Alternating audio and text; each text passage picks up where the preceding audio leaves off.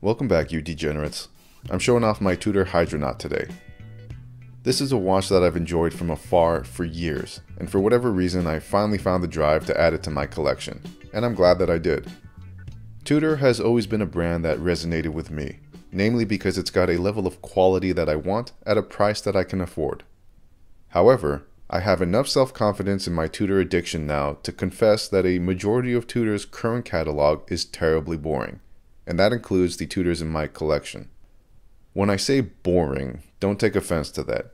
It's just a word I'm using to describe it, and I'm mainly criticizing my own Tudor collection.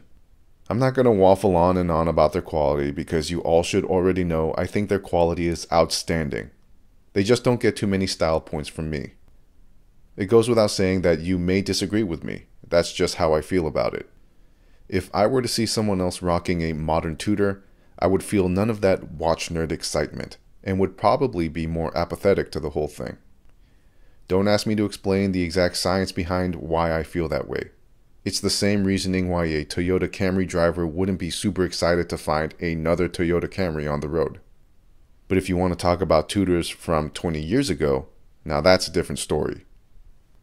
As much as I'd like to pretend that I don't give a shit about what other people think of my watch, I'd be lying if I said I didn't enjoy having a watch that other people find cool. And that's what I think the Hydronaut is. The Hydronaut is a perfect example of a watch that is, at its very core, interesting. Unlike my other Tudors, which get lost in aesthetic mediocrity, this one stands out. Yes, it's an inanimate object, but I gotta say that this thing has personality. Like the Tudor P01, Tag Heuers, or even a DeLorean, it may not have a conventional beauty to it, but the sum of all its layers and angles creates a visually dynamic presentation that I find refreshingly unique. I'd say it's almost futuristic in its design, but in a timeless way. Like the special effects from Blade Runner, I personally don't think it will ever age. I know it's all subjective, but to that end, this is my version of an enthusiast's watch.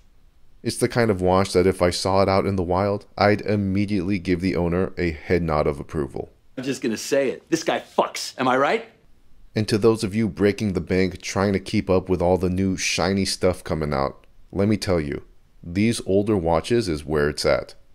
They're by no means cheap, but they're cheaper. The sellers are usually willing to negotiate prices more than on newer models, and the quality is comparable to current standards. Personally, I spent $1,800 for mine, and that was in mint condition with the original plastic and packaging. So like I said, not cheap, but in the grand scheme of things, cheaper, and I'm sure if you were more patient than me, you probably could have gotten a better deal.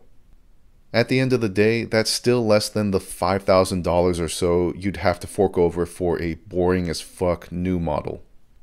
All I'm saying is it's worth broadening your horizons because it's a really fun side to watch collecting where you can find some great value on watches that come from a time where the design language had more character without sacrificing any quality you'd expect from today.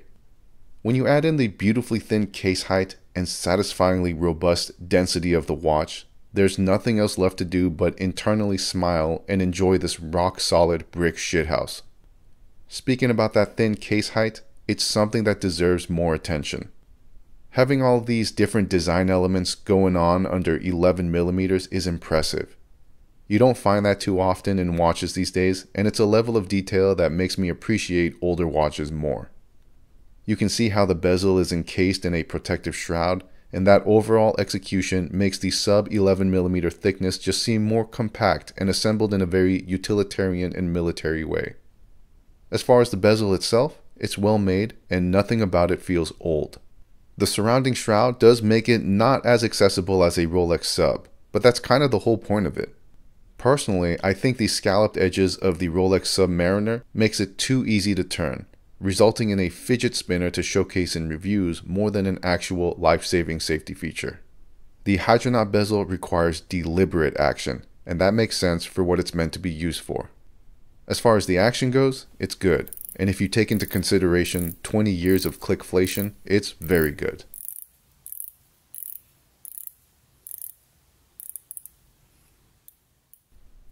I might as well share all the dimensions, which I think are also good.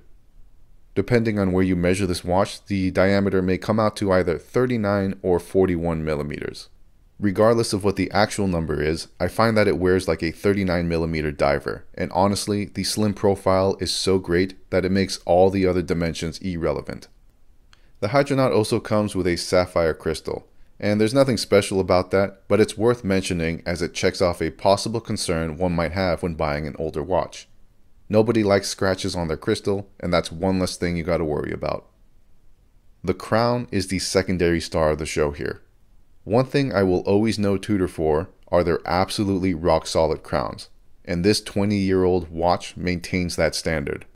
When I said earlier that you can find older watches like this at a cheaper price without sacrificing any quality, a large part of that quality factor comes from the performance of this crown. It's so solid that it feels no different than a steel rod welded to a tank.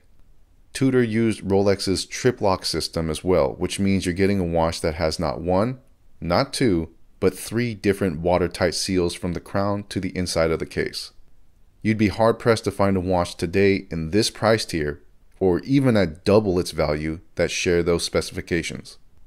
The caseback is the typical Wilsdorf-style caseback. Nothing special, but executed well. Who doesn't like the cold, lifeless reflection of brushed steel? To me, there's nothing better. The bracelet is Tudor's version of the 5-link style bracelet. It's a far enough departure from the Jubilee to be its own thing, and I think it looks sharp. The clasp is stamped steel, which is a style I prefer these days. I used to only think milled steel clasps were good, but there's an old school charm from stamped steel that I value more now.